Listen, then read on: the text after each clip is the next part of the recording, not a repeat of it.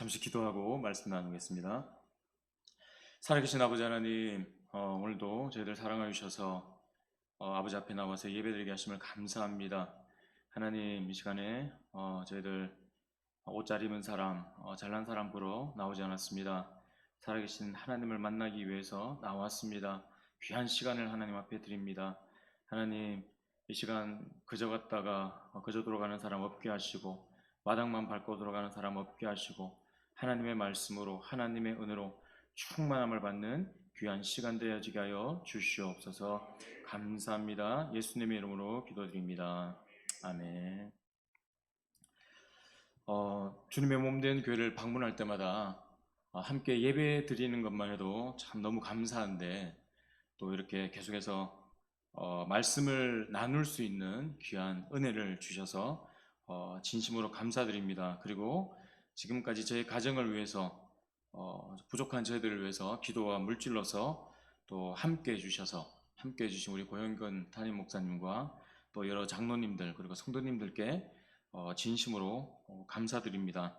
코로나19로 참 많이 힘들고 어려운 상황입니다. 그럼에도 불구하고 하나님께서 우리 옥포 영광교회를 더욱더 부흥시켜 주시고 또 계속해서 귀한 영혼들을 또 교회로 찾아오게 해주셔서 진심으로 감사드립니다.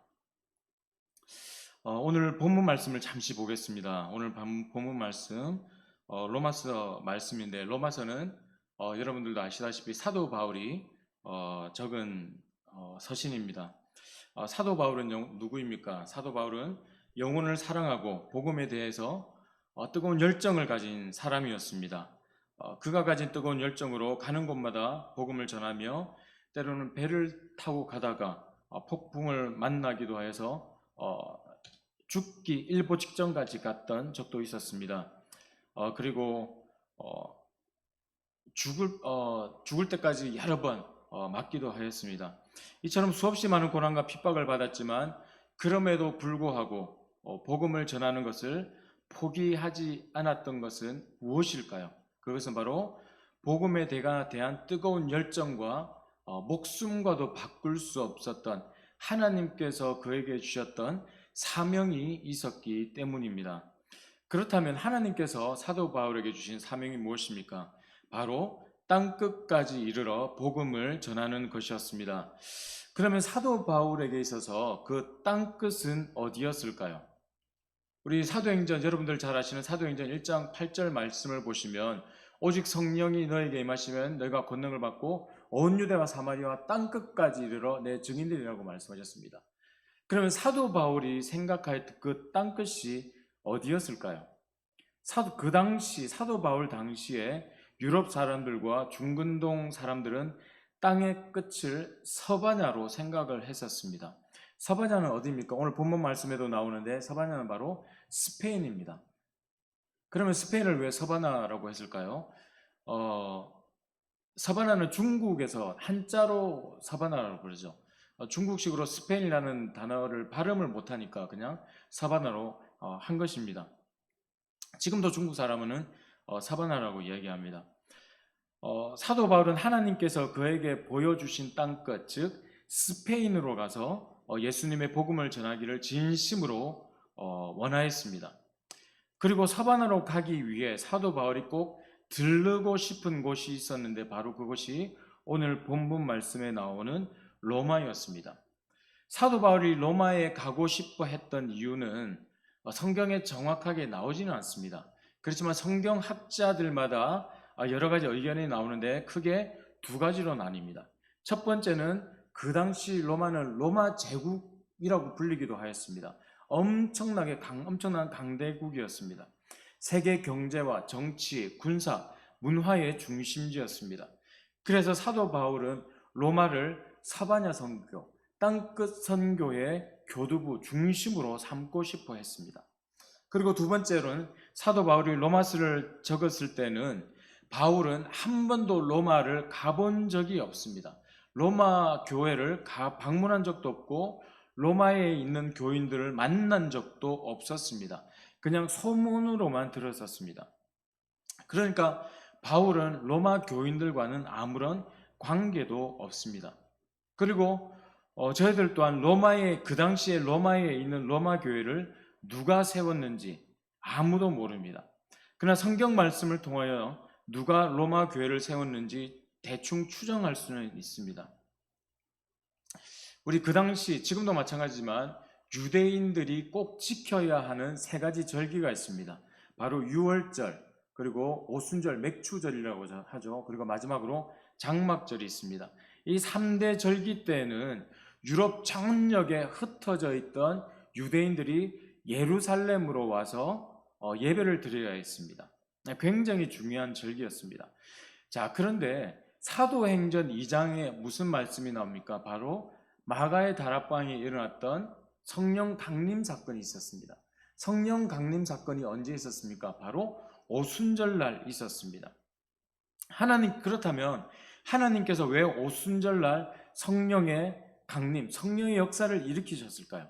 바로 유대인들이 오순절을 지키기 위해서 예루살렘에 모여 있을 때, 유대인들이 가장 많이 모였을 때 하나님께서는 성령을 그들에게 허락을 하셨다라는 것입니다. 그러니까 유럽 각 지역에서 온 유대인들이 성령 강림 사건을 보고, 하나님은 정말 살아계시구나, 예수님은 정말 메시아였구나, 이런 체험들을 눈으로 보고 피부로 직접 느낄 수 있는 그런 체험을 하였다라는 것입니다. 자, 이때 예루살렘에 모여있던 유대인들이 성령의 역사를 경험하게 되는데, 사도행전 2장 10절 말씀을 보면 이런 말씀이 있습니다. 제가 읽어보겠습니다. 여러 지방에 사는 사람들과 로마로부터 온 나그네, 곧 유대인과 유대교에 들어온 사람들과 라고 되어 있습니다.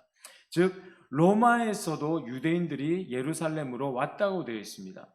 그래서 많은 학자들은 이때 성령을 경험한 로마에서 온 유대인들이 유대인 디아스포라들이 다시 로마로 돌아가 교회를 세웠을 것이라고 추정하고 있습니다.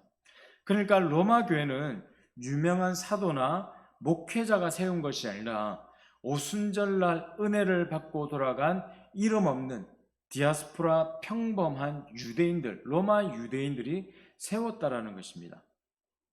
자, 그리고 우리가 읽어보진 않았지만 로마서 1장 8절 말씀을 보면 이런 말씀이 있습니다. 내 하나님께 감사함은, 즉 사도 바울이 하나님께 감사하는 이유가 있습니다. 무슨 이유입니까? 너희 믿음이 온 세상에 전파됨이라. 그러니까 로마에 있던 유대인들의 믿음이 온 세상에 전파되었기 때문에 사도 바울이 하나님께 감사하였다는 것입니다. 은혜를 받은 로마에 있던 유대인 디아스포라들은 너무나 부족하고 연약하였을 것입니다. 그들에게는 사도도 없었습니다. 목회자도 없었습니다. 그러나 평신도였음에도 불구하고 그 받은 은혜를 주체할 수 없었던 것 같습니다. 그리고 그들이 다시 로마로 들어갔을 때 그들의 마음에는 불붙는 열정이 있었습니다. 그렇다, 내가 예루살렘에 가서 목격하였던 그 예수님, 그 성령, 그분이 바로 우리의 메시아구나, 그런 강렬한 열정이 있었습니다. 그래서 가만히 앉아 있을 수 없었습니다. 그래서 가정교회가 그때부터 로마에서 시작이 되었다는 것입니다. 그러니까 그 당시에 얼마나 많은 핍박이 그들에게 있었겠습니까? 얼마나 많은 유혹이 있었겠습니까? 로마는 제가 말씀드렸지만 정치, 경제, 종교, 문화의 중심지였습니다. 얼마나 타락한 문화가 그 가운데 있었겠습니까? 그렇게 많은 유혹과 어려움 가운데서도 로마에서 온 유대인 디아스포라들은 믿음을 굳게 지켰고, 그들이 굳게 지켰던 믿음이 온 세상에 전파되었다라는 것입니다. 사도 바울은 이 사실 하나님께 너무나 감사하였다라는 것입니다. 저들을 보십시오. 저들에게는 목회자도 없었습니다. 저들을 말씀으로 양육한 어떤 영적인 리더도 없었습니다. 그럼에도 불구하고 자기들끼리 가정교회를 이루어서 하나님께서 그들에게 허락하신 그 믿음을 지금도 지키고 있습니다. 하나님 너무나 감사합니다. 이렇게 사도 바울이 믿음의 고백을 했다라는 것입니다. 그래서 사도 바울은 로마에 있는 교회 교인들을 한 번도 만난 적도 없고 알지도 못했지만 그들을 사랑하는 마음으로 하나님께 감사하는 마음으로 이 로마서라는 정말 위대한 말씀을 적을 수 있었다라는 것입니다. 아까 목사님께서 잠시 설명해 드렸지만 저는 경기도 평택에서 중국 유학생들을 대상으로 사역하고 있습니다. 저는 원래 중국 내륙에서 사역하고 있었습니다. 그렇지만 지난번에 와서도 제가 간증을 나누었지만 저는 옥포 영광교회에서 다시 믿음을 회복하고 이곳에서 선교사로 20년 전에 파송받아서 나갔습니다. 제가 싱가포르에 있을 때 가장 먼저 선교 헌금을 보낸 것도 바로 우리 옥포 영광교회였습니다. 그렇기 때문에 옥포 영광교회는 저에게 참 귀한 은혜를 나누어 준 그런 교회로 제 가슴속에 아직까지 남아 있습니다. 그리고 중국에서 제가 사역을 하다가 4년 전이죠. 그때 저는 선교사로 한국을 떠날 때 한국으로 돌아오리라고는 결코 꿈에도 생각하지 못하였습니다. 그냥 선교지에서 우리 현지인들과 복음을 나누다가 죽을 때까지 복음을 나누다가 그곳에서 생명을 그냥 끝내는 것이 저의 비전이었습니다. 그렇지만 어떻게 된 것인지 하나님께서 다시 20년 이후에 한국으로 다시 보내셨습니다. 그리고 지금 경기도에서 우리 중국 유학생들의 성으로 사역하고 있습니다. 아마 여기 계신 대부분의 사람들은 제가 섬기고 있는 그 학생들을 한 번도 만나보지 못하였고 그들이 누구인지도 알지 못할 것입니다. 그렇지만 그들은 고향인 중국을 떠나서 나그네와 같이 한국에 와서 신학을 공부하고 있습니다.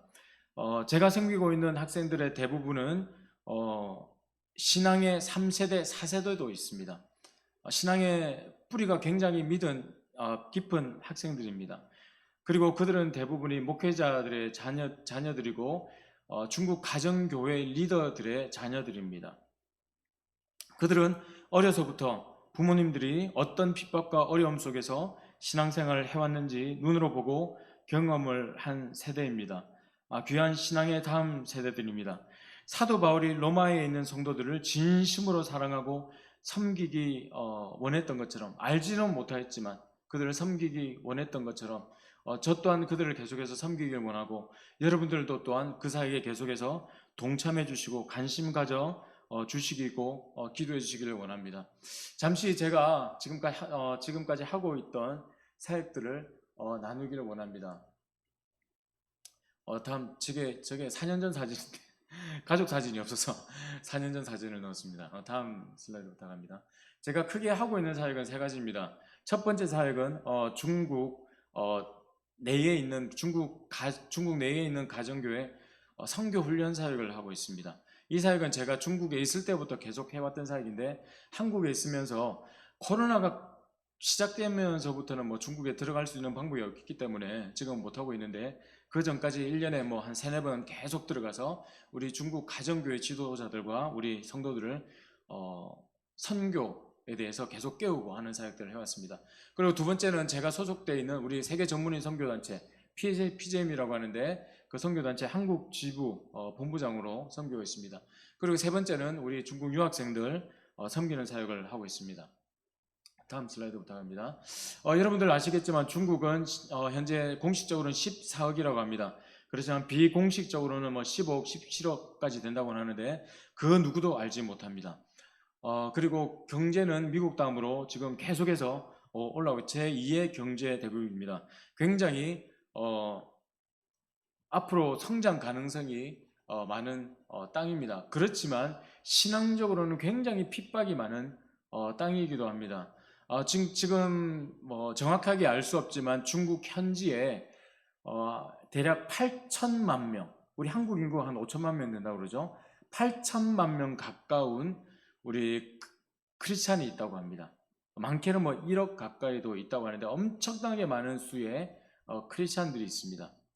그렇게 많은 크리스찬들이 있지만 중국 내에 있는 가정교회 지도자들의 어떤 그 리더들의 그 신앙의 교육 수준이 그렇게 높지가 않습니다. 말씀으로 계속 양육을 할 수가 없는 거예요. 그러다 보니까 저희 같은 우리 선교사들이 들어와서 계속해서 선교적으로 깨우고 또 양육하는 사역을 할 수밖에 없다는 것입니다. 그리고 우리 2012년부터 우리 중국 공산당이라고 그러죠. 공산당에서 우리 종교에 대한 핍박이 계속해서 강화되어져 나오고 있습니다. 다음 슬라이드 계속 부탁드립니다. 네. 우리 중국 공안에서 경찰을 공안이라고 그러죠. 계속해서 이제 교회를 허물고 있는 그런 상황입니다. 계속 부탁드립니다. 그리고 이 교회는 중국 베이징에 있는 시온 교회라고 하는데 중국 베이징의 가장 큰 교회였죠. 그런데 2년 전에 갑자기 공안들이 쳐들어와 가지고 교회를 주일 예배 드리고 있는데 교인들 다 흩어버리고 교회에 있는 건물들 그리고 집기들 다 부수고 그리고 말씀을 저렇게 다 떼버리는 그런 상황입니다. 네, 다음 슬라이드 부탁합니다. 예, 저렇게 다 교회 건물들을 다 훼손하고 그렇게 가버렸습니다. 그래서 저 교회 건물은 없어졌어요. 그래서 교인들은 다시 예전처럼 이제 가정교회로 다 흩어졌습니다. 가정에서 예배 드리고 있습니다. 그래서 이런 그 중국 가정교회를 어떻게 하면 우리가 복음으로 세우고 선교하는 나라로 만들 수 있을까? 우리 한국도 계속해서 선교사가 오는 나라였습니다. 선교하는 나라가 된 지가 얼마 되지 않습니다. 중국도 마찬가지입니다. 계속해서 우리 선교사를 받는 나라가 중국입니다. 그렇지만 언젠가는 지금도 물론 중국 교회가 선교를 하고 있지만 아직까지 미약한 상태입니다. 그래서 우리 아까도 말씀드렸지만 1억 명 이상이 되는 크리스찬들이 깨어서 선교한다면 예수님이 금방 오실 것 같아요. 온 세계 땅끝까지 복음이 전거되지만 예수님께서 오신다고 하셨잖아요. 그들이 깨어서 정말 선교적으로 일어난다면 중국 교회가 일어난다면 언제 정말 빨리 예수님이 오실 수 있을 것 같습니다. 그래서 저희들이 계속해서 중국 가서 선교가 무엇인지 어떻게 선교해야 되는지 그들을 계속해서 깨우는 사역을 하고 있다는 것입니다. 그래서 저 장면은 선교 훈련을 받은 우리 사람들이 인턴 선교사, 실습 선교사로 파송받는 장면이죠. 그 다음 들어갑니다. 선교 훈련 하기 전에 리더들이 모여서 기도하는 장면이고, 다음 선교 훈련 하기 전에 찬양을 기도하는 장면입니다. 그다음에 선교 훈련 받고 있는 장면이고, 선교 그다음에 기도한 장면이고 또 파송 받는 장면입니다. 그다음 부탁드립니다. 그래서 지금까지 거의 200명 이상 가까운 사람들이 우리 인턴 선교사로 파송받았고 실제 우리 선교사로 파송받은 분들도 있습니다. 이 숫자는 계속해서 증가하고 있습니다. 우리 작년에 코로나 때문에 우리 이런 선교사에게 잠시 한 6개월 가량 멈췄었습니다. 그렇지만 작년 말에 하나님의 은혜로 우리는 들어가지 못하지만 저희가 양육해 놓은 중국 현지 선교사들을 통해서 다시 선교 사역이 시작이 됐습니다. 너무 감사하죠. 선교의 최종 목적은 현주화입니다. 선교사들이 더 이상 저희가 죽을 때까지 그들을 양육하는 것이 아니라 저희가 양육한 사람들을 통해서 그 사람들이 다시 자기 본국 사람들을 양육하는 현지화가 가장 최종 목적입니다. 그래서 그 중국 현지 사람들이 그 현지에 있는 현지인들을 계속 양육하는 그런 단계까지 계속 오고 있습니다. 다음 슬라이드 부탁합니다. 그 두 번째는 우리 선교회 한국 본부 사역을 제가 하고 있는데 동아시아에 그리고 동남아시아에 동아시아는 한국, 일본, 중국, 북한 이렇게 선교사님들이 계시고 동남아시아 캄보디아, 베트남, 말레이시아 이쪽에 60명 가까운 선교사님들이 계십니다. 그 선교사님들을 2년에 한 번씩 이렇게 모아서 선교사님들은 로봇은 아니거든요. 선교지에 있다 보면 참 힘들고 어렵고 답답하고 힘들 때가 참 많이 있습니다. 누군가는 가서 동역을 해줘야 되고 누군가는 가서 다시 한 번 더 깨워줘야 되고 회복시켜 주셔야지 계속해서 선교지에서 사역을 감당할 수가 있습니다. 그 사역들을 제가 계속하고 있는데 저 장면이 2019년도 사진인 것 같은데 그때 이제 함께 모여 한국에 다 모시고 저희가 비행기 표까지 다 해드리면서 이제 장소 이렇게 해서 회복하는 힐링하는 그런 사역입니다. 그 다음 부탁합니다. 그래서 작년에도 우리 선교사님들과 했어야 되는데 코로나 때문에 어떻게 움직일 수가 없으니까 온라인으로 저렇게 한 사역입니다. 그 다음 부탁합니다. 그리고 선교 훈련 사역도 저희 본부에서 계속 온라인으로 지금 선교 훈련 하고 있는 사역입니다. 그 다음에 우리 중국 유학생 사역인데 잘 안 보이시죠? 제가 잠시 한번 읽어볼게요. 중국 전역의 빈곤 시골 농촌 교회 목회자, 선교사, 사역자 자녀들 가운데 학업에 열망이 있으나 가정 형편이 어려워 학교에 다니지 못하고 집안에 갇혀 있는 사람들이 굉장히 많다라는 것입니다. 우리나라 60년대, 70년대 생각하면 돼요. 그 당시 우리 한참 한국교회가 부흥할 때 목사님들이 기도가 무엇입니까? 자녀는 하나님께 부탁하겠습니다. 저는 하나님의 일을 하겠습니다. 우리 자녀 하나님께서 길러주십시오. 자녀도 하나님께서 우리에게 맡기신 귀한 제자들이에요. 부모에게는 우리 자녀들을 양육할 의무가 있습니다. 그렇지만 사역을 하다 보면 자녀들을 잘 양육을 하지 못하죠. 그러다 보니까 그 자녀들 중에서는 부모님이 양육을 못하니까 우리 이모나 할아버지 할머니 밑에서 자란 아이들도 참 많이 있습니다. 참 많이 안타깝죠. 그래서 사춘기를 제대로 보내지 못하고 20대 30대가 돼서 사춘기가 또 와서 참 큰 어떤 트러블 메이크가 되는 경우도 있고 참 어려운 경우가 많습니다. 그럼 이 자녀들이 목회자 자녀들인데 그냥 가만 내버려 두면 얼마나 큰 손실입니까? 저들을 정말 하나님의 말씀으로 양육해서 중국 교회 더 나아가서는 세계 선교를 위한 귀한 다음 세대들이에요. 신앙의 다음 세대들입니다.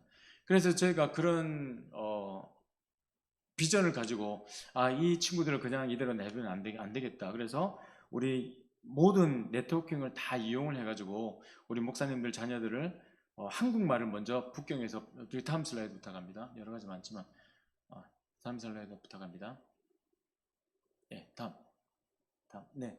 우리 북경에서 한 1년 정도 한국어를 가르쳐요. 한국어를 가르친 다음에 이제 한국에 있는 이 신학교를 보내요. 지금 이제 평택하고 서울신대도 보내고 있는데 한국말로 신학을 할 정도 되면 한국어 능력 시험 4급 이상을 통과해야 됩니다. 그러기 위해서는 1년 반에서 2년 가까이 이제 한국어 공부를 해야 돼요. 그래서 4급을 통과한 친구들은 신학과에 들어와서 이제 한국으로 이렇게 와서 공부를 하게 됩니다. 첫 번째 사진은 이제 북경에서 공부하는 사진이고 밑에 사진은 공부를 마치고 한국에 인천공항에 들어왔을 때 저희가 나가서 이제 픽업해서 기숙사로 돌아간 장면입니다.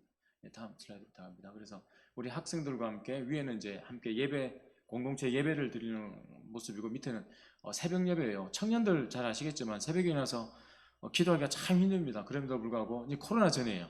코로나 터지고 나서 잘 못하고 있습니다. 만나 뭐 할 수가 없으니까. 그래서 저렇게 기도하고 있고 그 다음에 우리 예배 때마다 뭐 북한 선교, 북한에 대한 비전도 또 가져야 되고 또 뭐 유학생 사역이라든지 여러 가지 많은 또 세미나를 하고 있습니다. 예, 다음 슬라이드 부탁합니다. 그리고 우리 유학생들에게 가장 중요한 게 먹이는 거죠. 영적으로 먹이는 것도 중요한데 육적으로 먹이는 것도 굉장히 중요합니다. 육적으로 먹여야지 마음이 열리더라고요. 그래서 저희가 매주 토요일마다 집에서 밥을 해가지고 음식을 해가지고 기숙사로 거의 한 90% 이상이 기숙사에 살고 있거든요. 그리고 기숙사로 가서 학생들과 이제 같이 식사 교제를 합니다. 네, 다음 슬라이드 부탁합니다. 이렇게 이제 식사 홀에 모여서 하고 있습니다. 다음 슬라이드 부탁합니다. 그리고 이제 저희 집에 모여서 거의 일주일에 한 번씩 예전에 코로나 전에 일주일에 한 번, 뭐 2주에 한 번씩 계속해서 학생들이 왔던 것 같아요. 계속 와서 이제 같이 뭐 기도회도 하고 같이 먹기도 하고 그 다음에 게임도 하면 좋은 시간들을 보냈던 것 같습니다. 밑에 장면은 밑에는 중국 학생들이 한국어를 또 가르치는 장면입니다. 그런 와중에 이제 작년에 코로나 터지는 바람에 굉장히 큰 타격이 있었습니다. 예. 그 다음, 예. 접근 금지. 그러니까 저희도 기숙사에 들어가지 못하고 학생들도 제가 말씀드렸지만 90% 이상이 기숙사 살고 있기 때문에 한 학생이 코로나에 걸려버리면 기숙사 전체 학생들이 감염되는 건 순식간이에요. 그러다 보니까 굉장히 조심하고 있습니다. 예, 다음 슬라이드 부탁합니다. 그래서 이제 대면 예배 드리는 것들 저렇게 이제 온라인 예배로 다 전환했습니다. 그 다음 슬라이드. 예, 성경 공부도 다 온라인으로 다 전환해서 온라인으로 지금 다 하고 있습니다. 그 다음 슬라이드 부탁합니다.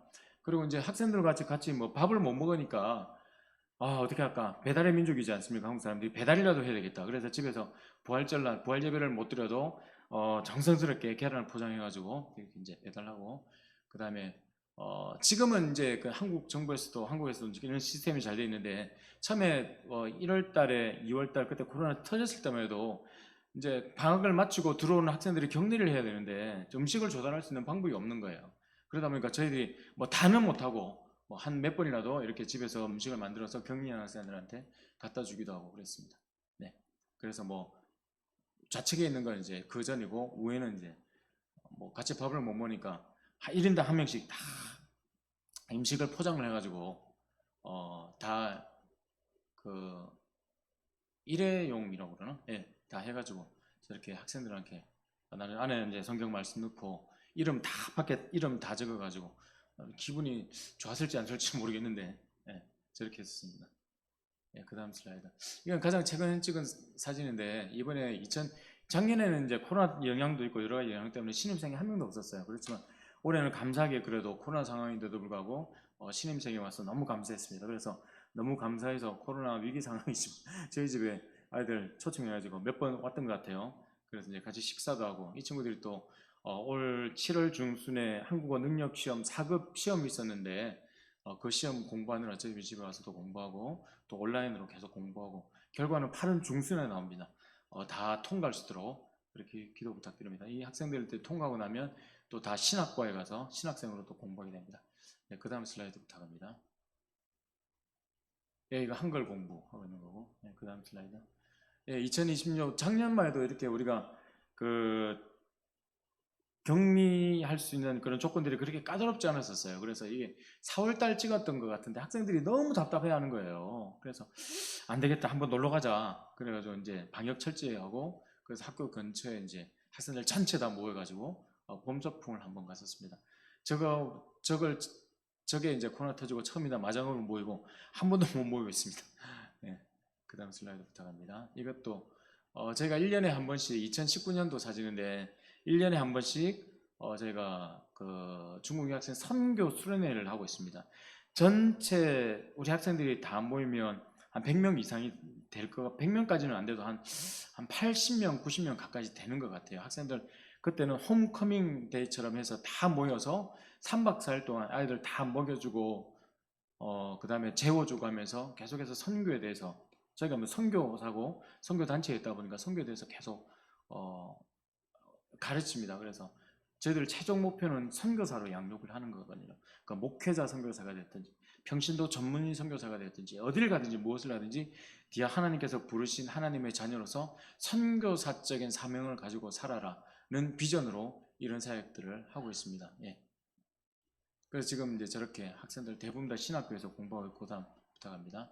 그 다음에 이제 한국에 있는 여러 대형 교회, 그 다음에 작은 교회는 다 중국어 부가 있어요. 그 중국어 부에 전담으로 하는 우리 전도사님들도 계시고, 그 다음에 협력해서 하시는 전도사님들도 있고, 다 대학, 저 친구들은 다 대학원생들이에요. 총신대도 있고, 뭐 아시아연합신학대학도 있고, 여러 다양한 학교에서 지금도 공부하면서 저렇게 교회를 섬기고 있습니다. 예, 그 다음.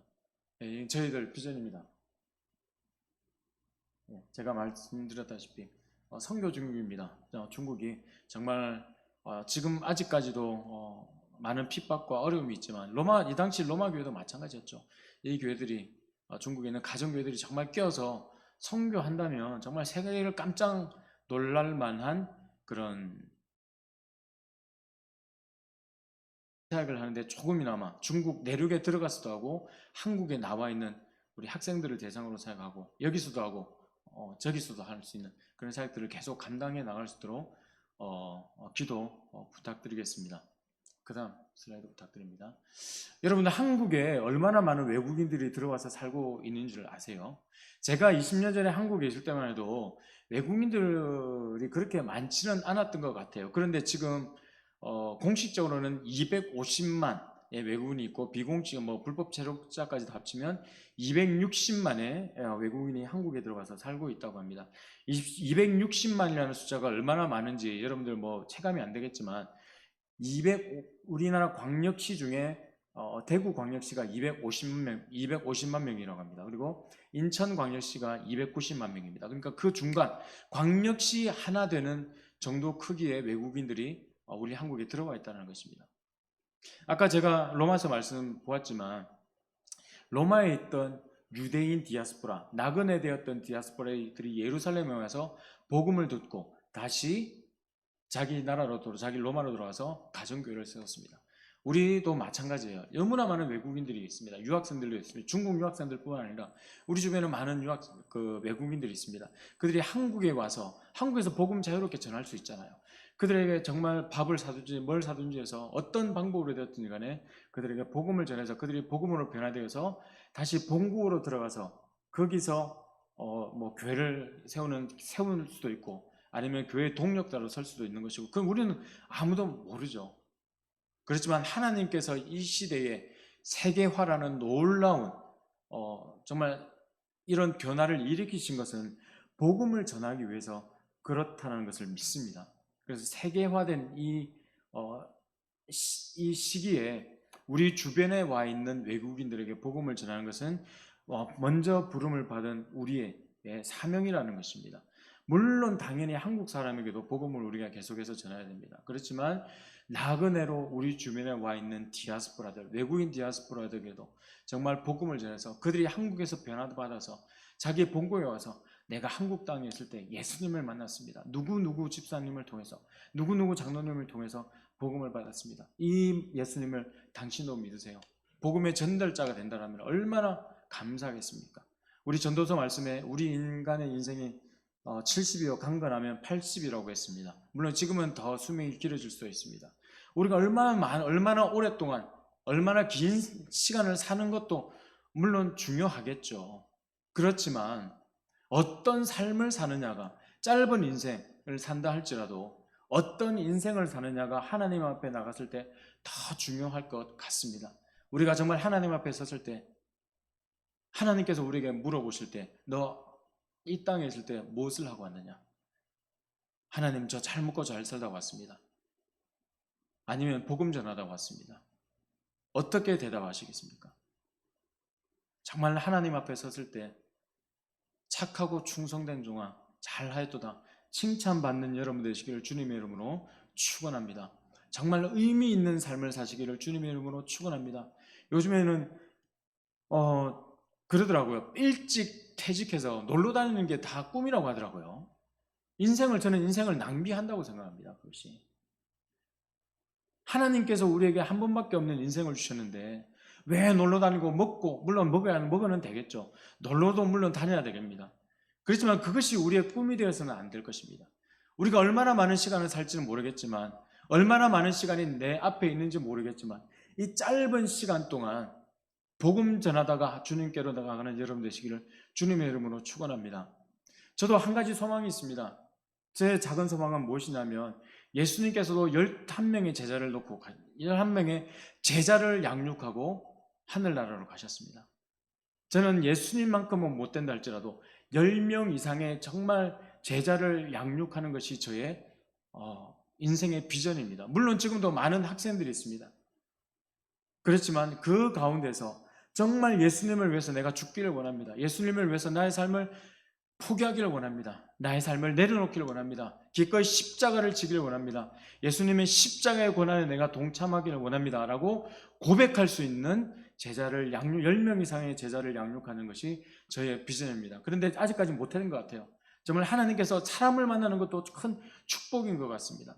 정말 그런 사람들을, 그런 학생들, 그런 사람들을 만나서 그들과 함께 인생을 살아간다면 얼마나 의미 있는 인생이 되겠습니까? 여러분들이 죽어서 지금은 비석을 세우지는 않지만 어떤 비석에 어떤 문구를 새기기를 원하십니까? 하나님의 종, 하나님의 거룩한 종, 복음을 위해서 지금까지 살았노라라고 그런 귀한 마지막을 인생을 사는 여러분 되시기를 주님의 이름으로 축원합니다. 다음 슬라이드 부탁합니다. 다음 슬라이드 부탁합니다. 제 기도 제목인데 지금 온라인으로 제가 계속 예배드리고 하고 있지만 이 정말 힘들고 여러분들도 다 힘들고 어려운 시기입니다. 그렇지만 이 시기를 잘 극복해서 비록 우리가 온라인으로 예배드리고 면대면으로 지금도 만나지 못하고 있지만 이런 상황 가운데서도 학생들이 말씀으로 잘 양육될 수 있도록 기도 부탁드립니다. 그리고 저희가 지금 이것도 코로나 때문에 은혜인지는 모르겠지만 작년에 저희가 사이버 대학에 등록을 했거든요. 편입을 해서 이제 작년 올해 졸업을 하게 되는데 코로나 아니었다면 공부 못했을 것 같아요. 코로나 때문에 그나마 시간적인 여유가 남아서 이제 2년의 공부를 마치고 내년 3월 달에 졸업을 하게 되는데 제 아내는 이제 한국어 문화학과를 졸업하게 되고 저는 이제 영어 교사는 아니죠. 영어 티칭 가르치는 교사 수료증을 또 받게 됩니다. 그래서 이 수료증을 받게 되면 이거 돈 벌려고 제가 하는 게 아니고 이런 외국인들을 만날 수 있는 포인트예요. 컨택 포인트라고 하는데 이 외국인들이 이런 도구를 통해서 외국인들을 만나서 그들을 복음을 전하게 하기 위해서 이런 일들을 하게 됩니다. 그래서 이 일들을 하기 위해서 저희가 아직까지 기도 중인데 디아스포라 선교센터를 위해서 기도 중에 있습니다. 저희가 지금까지는 학교 내에 있는 강의실을 빌려서 예배당을 빌려서 예배를 계속 드렸었습니다. 그런데 코로나가 터지고 나서 학교도 다 걸어 잠그는데 저희가 학교 건물을 사용을 할 수가 없더라고요. 그래서 학생들을 만날 수가 없었어요. 코로나 전에도 저희가 학생들을 양육할 때 저희들만의 장소가 없어서 뭐 카페 가서 뭐 성경 말씀을 배우기도 하고, 또 학생 또 사람들이 있으면 이 강의실 갔다가 사람이 있으면 또 저 강의실 가야 되고 참 어려움이 많았는데, 제가 아직까지 뭐 구체적으로 계획한 건 아니지만 하나님께서 허락해 주신다면 이런 센터를 통해서 학생들도 양육하고, 또 앞으로 우리 동남아 또 아시아 지역 선교의 어떤 중심지 역할, 그걸 감당할 수 있도록 계속해서 기도 부탁드리겠습니다. 그리고 지금까지 부족하고 연약한 저희들을 위해서 기도와 물질로 후원해 주셔서 진심으로 감사드립니다. 아까도 말씀드렸지만 저는 옥포 영광교회를 통해서 신앙을 회복했던 사람입니다. 그리고 29살 때 2000년입니다. 딱 2000년입니다. 그때 우리 현숙한 아내를 만나서 성품도 현숙하겠죠. 이름이 현숙입니다. 현숙한 아내를 만나서 결혼까지 했습니다. 너무나 많은 축복을 받았습니다. 여러분들도 옥포 영광교회에서 신앙생활 하시면서 정말 큰 은혜 받으시길 바랍니다. 다른 은혜는 아니고 사람이 사람에게 줄 수 있는 가장 큰 복이 무엇입니까? 바로 복음입니다. 다른 것이 없습니다. 복음 전하는 삶, 축복받는 삶 되는 삶을 사시는 여러분들이 되시기를 주님의 이름으로 축원합니다. 잠시 기도하시겠습니다. 살아계신 아버지 하나님, 이 시간 부족한 종이 하나님의 말씀을 나누고 지금까지 하나님께서 베풀어 주셨던 그 은혜들을 나누었습니다. 아버지 하나님, 하나님께서 우리에게 귀한 생명을 주셨는데 하나님께서 주신 이 생명, 나의 만족과 나의 유익을 위해서만 사는 것이 아니라 하나님의 나라와 영광을 위해서 살 수 있는 귀한 은혜 허락하여 주시옵소서. 우리 옥포 영광교회가 고영건 담임 목사님을 중심으로 이 마지막 때 하나님 앞에 귀하게 쓰임받는 교회가 될 수 있도록 주님 축복하여 주시옵소서. 아버지 하나님, 정말 복음을 전하는 자가 하나님 예수 그리스도의 제자가 양육되어지는 귀한 교회가 될 수 있도록 주님 역사하여 주시옵소서. 부족한 종 또한 이 옥포 영광교회를 통하여서 신앙이 회복되어졌고 정말 선교사로 파송받은 그런 교회입니다. 하나님, 이 교회가 정말 이 마지막 때 구원의 방주의 역할을 감당하는 귀한 교회가 되어지게 하여 주시옵소서. 살아계셔서 지금도 우리와 함께 하시는 예수 그리스도의 피 묻은 복음을 땅끝까지 증거하는데 귀하게 쓰임받는 교회가 될 수 있도록 주님 역사하여 주시옵소서. 하나님 감사합니다. 예수님의 이름으로 기도드립니다. 아멘.